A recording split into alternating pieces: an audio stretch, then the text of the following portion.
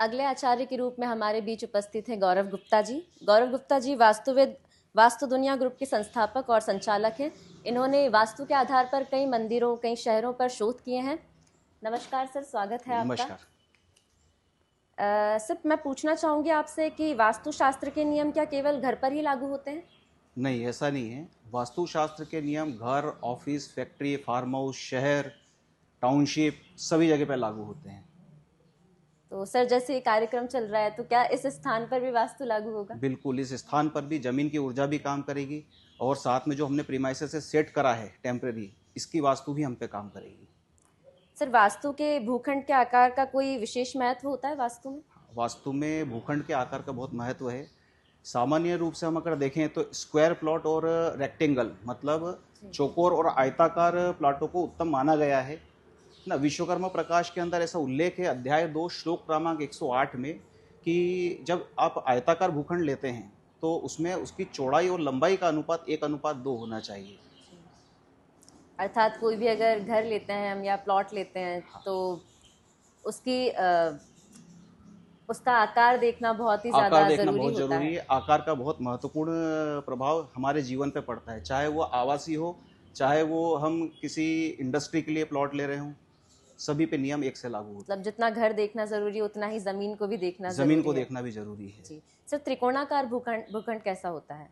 त्रिकोणाकार भूखंड अच्छा नहीं माना गया है शास्त्र के अनुसार। मैं आपको एक उदाहरण से बताता हूँ।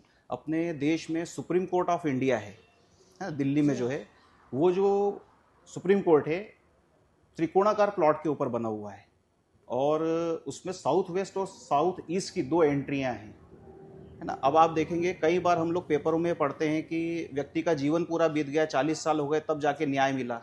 तो चूंकि त्रिकोणाकार भूखंड पे बना है तो संघर्ष तो दे ही रहा है, दुर्गति दे रहा है और विलंब कर रहा है। इसलिए त्रिकोणाकार भूखंड को लेने से हमेशा बचना चाहिए। सर, एक प्रकार का और घर कहा जाता है जिसे नाहरमुखी कहा जाता है, उसके विषय में आपकी क्या राय है?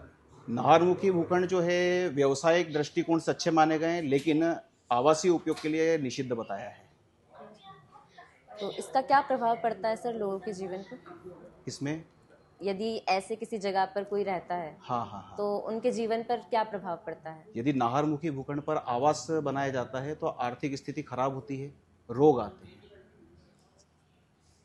सर, ऐसा भूखंड जिसके चारों ओर रोड हो सकता है वो कैसा होता है? सर्वोत्तम भूखंड मैं मानता हूँ इसको भी मैं आपको उदाहरण से बताऊंगा। अपने देश में तिरुपति बालाजी मंदिर है, तिरुमला में, है ना। आप उसको गूगल मैप उठा के देखेंगे तो उस मंदिर के चारों ओर रोड है ना। साथ ही उसका ईशान बड़ा हुआ है, ईशान में एक जलकुंड बना हुआ है, मतलब ईशान में जल तत्व का होना शुभ माना गया है। जब ये सारी स्थितियां सकारात्मक है तो आप देखेंगे कि देश के धनाढ्य मंदिरों में से एक मंदिर है, वो उसके चारों तरफ रोड है, तो ऐसे भूखंड शुभ माने जाते हैं। और सर, यदि किसी के घर में कोई ईशान कोण जो होता है, वहाँ यदि वो शौचालय वगैरह कुछ अगर बनाए तो वहाँ भी जल तो होगा, लेकिन वो नकारात्मक प्रभाव देगा या सकारात्मक? वो गंदगी भी रहेगी ना, जल के साथ में गंदगी ज़्यादा रहेगी, है ना। वो गंदा जल रहेगा, दूषित जल रहेगा, तो उसका नकारात्मक प्रभाव आएगा। और ईशान कोण का जो आप बता रहे हैं टॉयलेट बनाए, इसका शास्त्र में कहीं कोई उपाय भी नहीं बताया, इसको हटाना ही एक सर्वोत्तम उपाय है ना। क्या होता है, जैसे ईशान का कोना जो है उन्नति देने वाला कोना है। आपने उन्नति देने वाले कोने में गंदगी कर दी तो उन्नति होगी कहाँ से? आर्थिक स्थिति डगमगाएगी और रोग भी आएगा वहां से।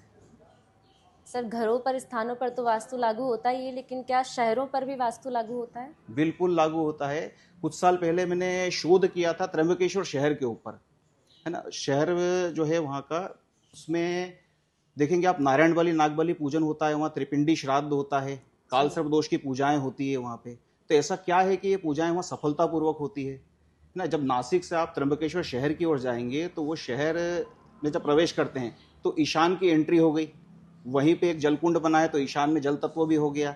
वरुण दिशा में जो है गोदावरी कुंड बना हुआ है, वरुण दिशा से ही गोदावरी नदी का उद्गम स्थल है ना। तो ये सारी सकारात्मक स्थितियां हैं। इसके साथ में जब आप शहर को देखेंगे तो शहर की सीमा से लगे हुए दक्षिण पश्चिम में बड़े बड़े पहाड़ हैं, है ना। उत्तर खाली है, पूर्व दिशा तो ऑलरेडी खाली क्योंकि रोड आया है वहां पे। इसके साथ में आप देखेंगे तो पूरी भूमि का जो ढलान है नैऋत्य से ईशान की ओर है, जो कि अत्यधिक शुभ स्थिति है। तो इस शहर के ऊपर भी नियम लागू होते हैं जैसे एक छोटे घर पे लागू होते हैं। खासकर हर जगह पर वास्तु लागू होता है। हर जगह पे वास्तु लागू होता है। वास्तु में कहता आया हूँ कि जीवंत विद्या है। जैसे उदाहरण के लिए हम समझें, किसी के घर में ईशान कोण में अगर टंकी, ये सॉरी साउथ ईस्ट मतलब आग्नेय कोण में अगर टंकी बनी है तो उस घर में रोग आएगा, आर्थिक स्थिति हमेशा डगमगाएगी। तो उसका निदान क्या है, उसको हम हटा दें वहां से तो परिणाम अच्छे मिलने लगेंगे, कैश फ्लो की समस्या खत्म हो जाएगी, घर में विवाद की स्थिति खत्म हो जाएगी। इसलिए मैं कहता आ रहा हूँ कि वास्तु एक जीवंत विद्या है। आशा करती हूँ हमारे दर्शक आपके उत्तरों के माध्यम से वास्तु की सटीक जानकारी प्राप्त कर पाएंगे। हमसे जुड़ने के लिए बहुत धन्यवाद सर। नमस्कार।